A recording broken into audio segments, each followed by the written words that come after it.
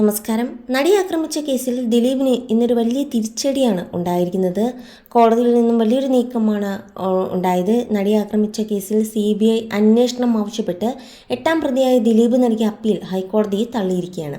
കേസിലെ വിചാരണകൾക്കെതിരെയുള്ള പ്രതിരോധമായാണ് CBI അന്വേഷണം ആവശ്യം ഉയർത്തുന്നതെന്ന നിരീക്ഷണത്തോടെ നടന്റെ ആവശ്യം തള്ളിയത്. ജസ്റ്റിസുമാരായ A. മുഹമ്മദ് മുഷ്താഖ്, P. കൃഷ്ണകുമാർ എന്നിവരുടെ ഡിവിഷൻ ബെഞ്ചാണ് ഹർജി പരിഗണിച്ചത്. കേസിന്റെ വിചാരണ അന്തിമഘട്ടത്തിലാണെന്നും പ്രോസിക്യൂഷൻ വാദം അവസാനിച്ചെന്നും സർക്കാർ നേരത്തെ കോടതിയെ അറിയിച്ചിരുന്നു. സുതാര്യവും പക്ഷാപാതരഹിതവുമായ അന്വേഷണത്തിന് CBI അന്വേഷണം അനിവാര്യമാണെന്നായിരുന്നു ദിലീപിന്റെ വാദം. എന്നാൽ CBI അന്വേഷണം എന്ന ആവശ്യം കഴിഞ്ഞ 6 വർഷമായി ഹർജിക്കാരൻ താൽപ്പര്യത്തോടെ ഉന്നയിച്ചില്ലെന്നും സർക്കാർ ചൂണ്ടിക്കാട്ടി. CBI അന്വേഷണമെന്ന ആവശ്യം ഹൈക്കോടതിയുടെ സിംഗിൾ ബെഞ്ച് നേരത്തെ തള്ളിയിരുന്നു.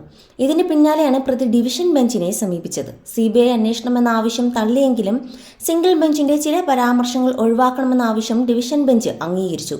2019 കേസിൽ CBI അന്വേഷണം ആവശ്യപ്പെട്ട് ദിലീപ് ഹൈക്കോടതിയെ സമീപിക്കുന്നത്. കേസിൽ 2017 ഏപ്രിലിൽ തന്നെ കുറ്റപത്രം സമർപ്പിച്ചിട്ടും ലൈംഗികാതിക്രമം പകർത്താൻ ഉപയോഗിച്ച മൊബൈൽ ഫോൺ കണ്ടെടുത്തിട്ടില്ലെന്നും ഇത് കണ്ടെത്തുന്നതിനായി തുടരന്വേഷണം വേണമെന്നും ഹൈക്കോടതിയിൽ സമർപ്പിച്ച ഹർജിയിൽ ദിലീപ് ആവശ്യപ്പെട്ടിരുന്നു.